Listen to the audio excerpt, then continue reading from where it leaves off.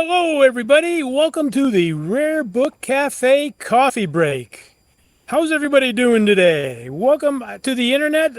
This week, as you can see, I am outside in front of a house built in 1734 up in Deerfield, New Hampshire. I'm thinking about moving from the West Coast to the East Coast to be closer to grandchildren, so that's what I'm doing out here today. I'd like to welcome my co-host, Lee Linn. Are you out there, Lee? I'm here. Good morning. There she is. Hey. And I'm from my same location, a house built in 1963 in Calhoun, Georgia. Very good, very good. Lee, this week we're going to talk about little free libraries. It came up on a show a couple weeks ago, and we decided to dedicate a whole show to talking about it this week. And you can sign into this show and watch us on Facebook or YouTube whenever you like, 24 hours a day, the Rare Book Cafe Coffee Break. We've moved to a new format, a 15-minute format, and hopefully not too far distant future, maybe we'll be able to do a couple a week. But right now we're doing one a week and having just as much fun doing it as when it was an hour show. Probably more fun. Yeah, definitely. Well, to be honest with you, probably more fun. The Little Free Library. Well, I'm currently staying in Vancouver, Washington. I moved out of my apartment in Portland, and I decided to pull up an app. Aren't apps amazingly? They certainly are. You can find an app for just about everything. And this app for the Little Free Library is a free download on your mobile phone. And we're going to take a picture of it in a moment, but I downloaded the app and drove around the town of Vancouver, Washington. And both of these little free libraries are less than a mile away from the house where I'm staying. The one on the left is in a neighborhood. It looks so adorable. It's got a little bench out there. You're walking your dog around the neighborhood. This one on the left happened to be filled with mostly romance novels. I was looking for a copy of Peyton Place, which I thought might be in there, but maybe it had already been checked out. And the one on the right, it was at the Lakeshore Health Club. So after you finish your exercise and you're walking back to your car, you pull out a book and take it home and lay down on the couch and start digging right in. Is it filled with mostly fitness books?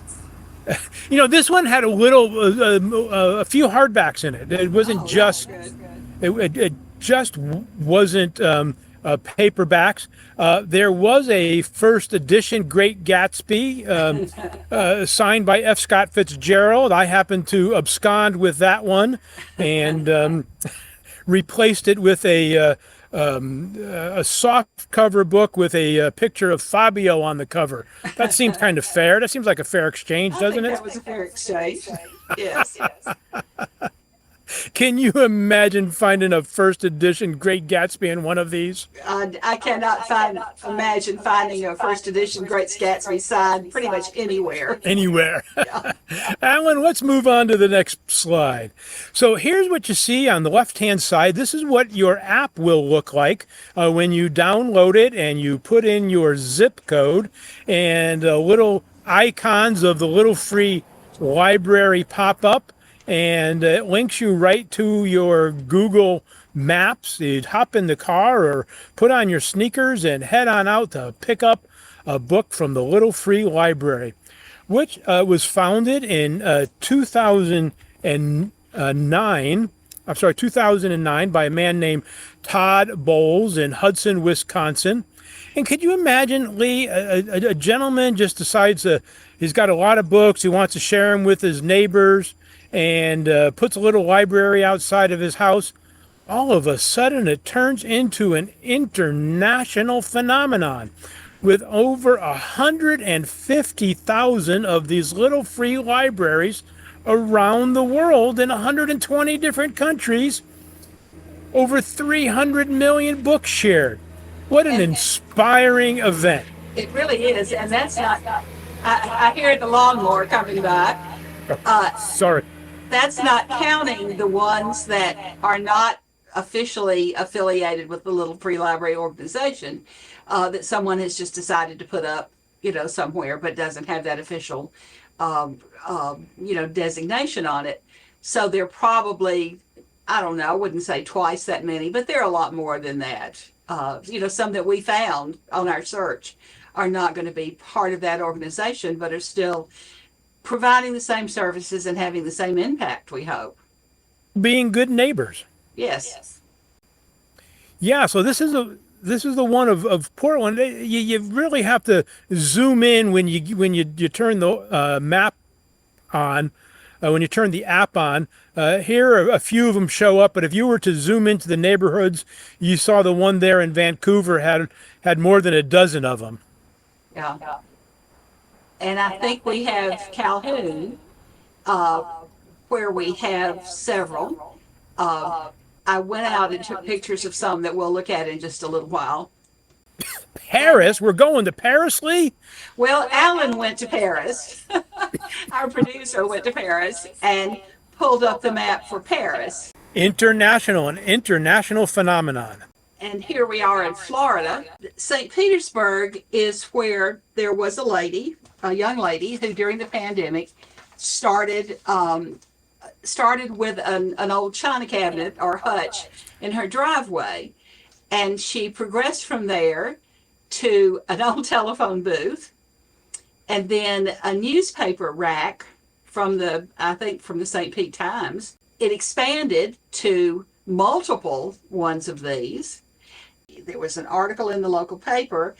She paid $700 for the old telephone booth. And then the old Tampa Bay Times was getting rid of the paper racks. And she was written up in local papers and got a following for this. And then received an award, the Todd Bowl Outstanding Achievement Award, named for the founder of the Little Free Libraries. And she had created 236 little libraries and received their international award. But like we said, not all of the little libraries are affiliated with them. That last slide was one that Alan took at a seafood restaurant in Manatee. And you notice it has mostly children's books in it. Very nicely done, very attractive, easy to find the books. Okay. Now this is a picture of one in Brooklyn that a friend of mine, a friend of a friend, sent to me.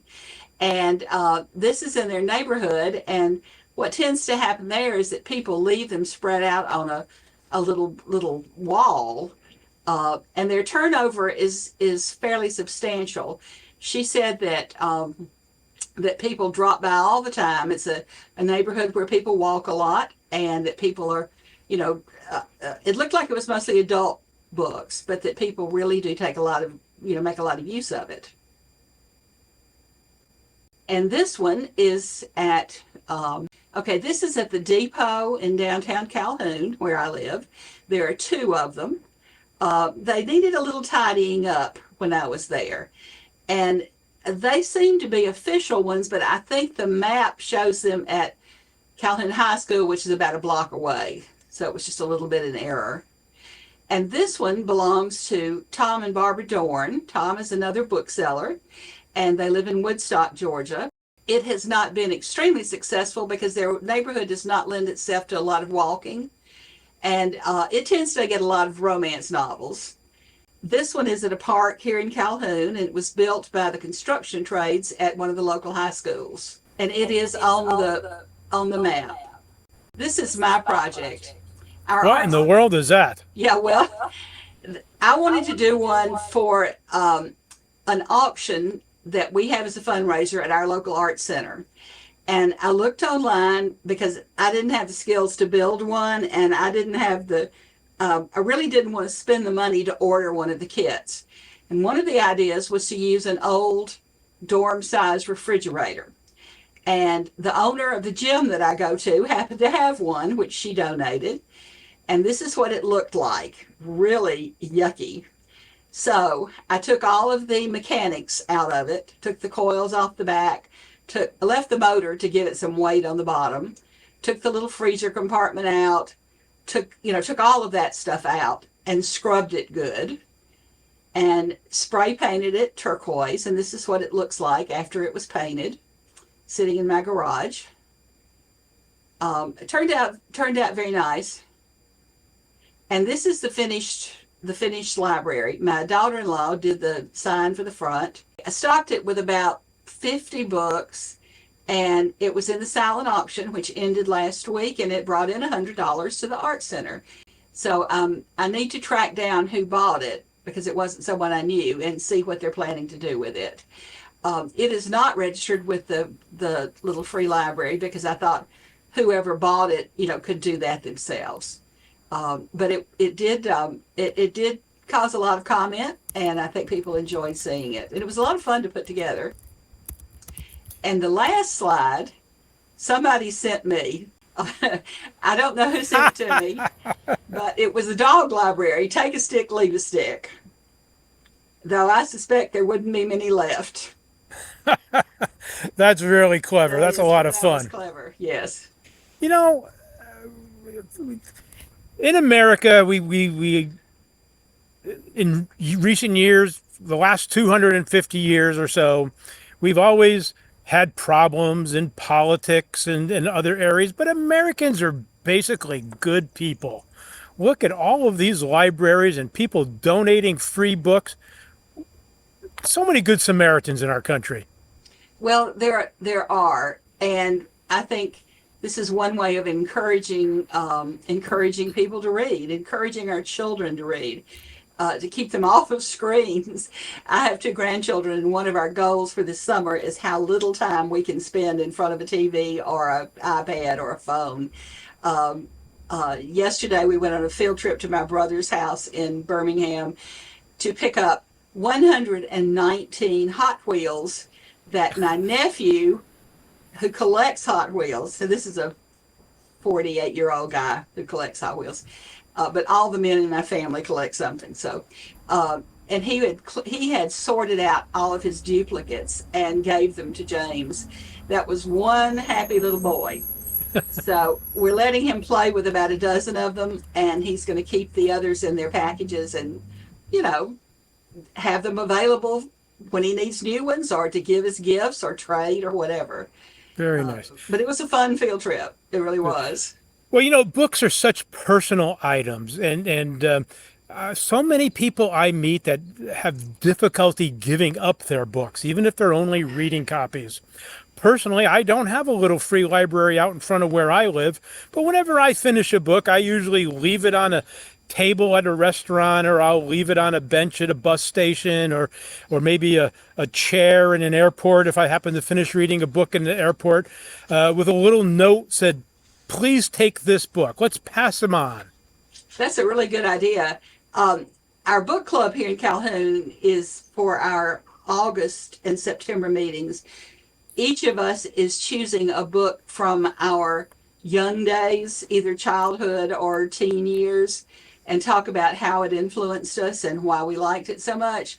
So it's leading to some real soul searching to go back and find a book that had an impact on us, and say it when we were 12 or 13, for example. So that'll be an interesting to report on in a few Have you months. picked yours yet? Yes, I have. What you But I'm not going to tell you what it is. Okay. And I have to read it again to decide if I still feel the way about it that I did then.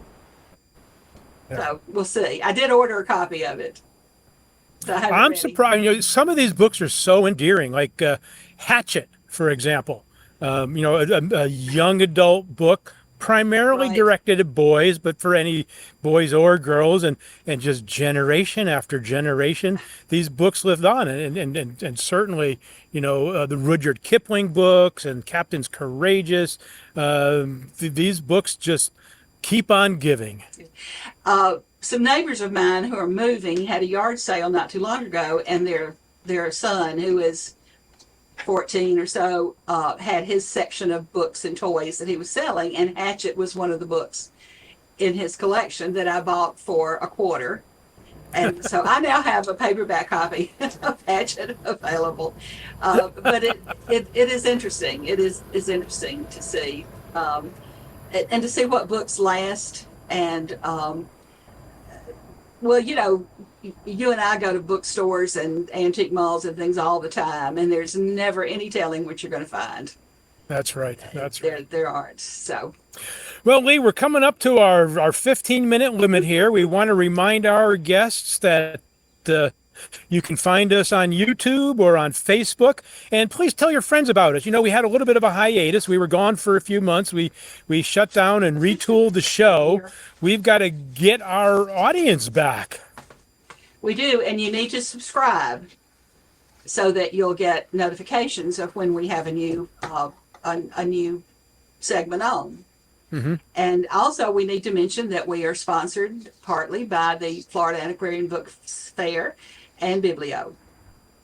Lee, just like you and I, books never go out of fashion. They do not. They do not. And I think probably with our age, our clothes don't either. I'm still wearing them. We love your plaid shirts. Thank you very much. Okay. All right, Lee, we're going to see you next week. I'm not sure what our subject's going to be, but I guarantee people who tune in are going to enjoy it. I'm sure they will. I'm sure they will. Have a good trip. Keep smiling.